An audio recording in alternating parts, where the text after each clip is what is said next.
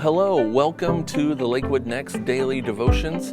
And so where we are in our text is Matthew 11. And so let me give you a little bit of what's happened so far. So Jesus has instructed the 12 disciples. He sent them out to preach and teach and heal. And then John the Baptist was in prison, and he asked Jesus if he really was the Messiah. And Jesus told him to look at what all was being done. Look at all the miracles, and that would be his answer. And then Jesus was out and about. He was preaching, he was teaching, he was healing. And so then that brings us to our passage today.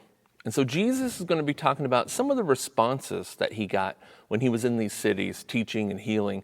And so what I want to do is I want us to read our passage in its entirety, and then we'll kind of go back and we'll break it down a little bit. And so this is going to be Matthew 11, 16 through 24. It says this. And so this is Jesus talking. But to what shall I compare this generation? It's like children sitting in the marketplaces and calling to their playmates, "We played the flute for you, and you did not dance. We sang a dirge, and you did not mourn. For John came neither eating nor drinking, and they said he has a demon. The Son of Man came eating and drinking, and they say, look at him, a glutton, a drunkard, a friend of tax collectors and sinners, and yet wisdom is justified by her deeds." And then he began to denounce the cities where most of his mighty works had been done, because they did not repent. He said, "Woe to you, Chorazin! Woe to you, Bethsaida! For if the mighty works done in you had been done in Tyre and Sidon, they would have repented long ago in sackcloth and ashes. But I tell you, it will be more bearable on the day of judgment for Tyre and Sidon than for you. And you, Capernaum, will you be exalted to heaven? You will be brought down to Hades.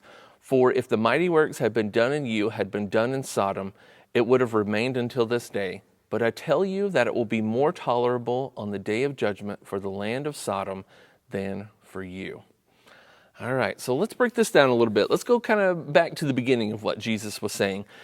He started this section with, "But to what shall I compare this generation? It's like children sitting in the marketplaces calling to their playmates, 'We played the flute for you, and you did not dance. We sang a dirge, and you did not mourn. For John came neither eating nor drinking, and they said he has a demon. The Son of Man came eating and drinking, and they said, look at him, a glutton and a drunkard, a friend of tax collectors and sinners. Yet wisdom is justified by her deeds." And so Jesus is talking about how the people just weren't interested in what he had to say. John the Baptist came to prepare the way, and they didn't listen to him either. Jesus taught and healed, and they weren't impressed. And so Jesus compares them to children who just aren't satisfied by anything. And so really, what's happening here is the people had different expectations of who Jesus was going to be. And Jesus didn't fulfill those expectations. And so they just weren't interested. They were full of pride, and they were just blind to what was really in front of them. And so Jesus goes on to publicly declare them as evil. And so I want us to look at what he says to Capernaum, especially. And so this is Matthew 11:23. It says, "And you, Capernaum, will you be exalted to heaven? You will be brought down to Hades.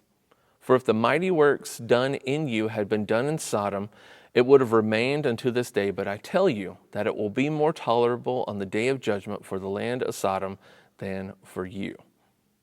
And so Jesus is saying, you guys are so bad, you are so apathetic, that Sodom would have handled my teachings and my healings better than you did.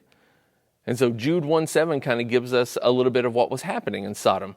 Sodom was full of all kinds of homosexuality, sexual immorality, and really just all kinds of evil. And Jesus is saying that the city of Sodom would have been more tolerable of him than they were. Jesus is making a point. They were so apathetic, so prideful, so blind that they can't see what is true. And we can read this and we can say, like, yeah, get them, Jesus, like, let them have it. And yet we do the same things every day.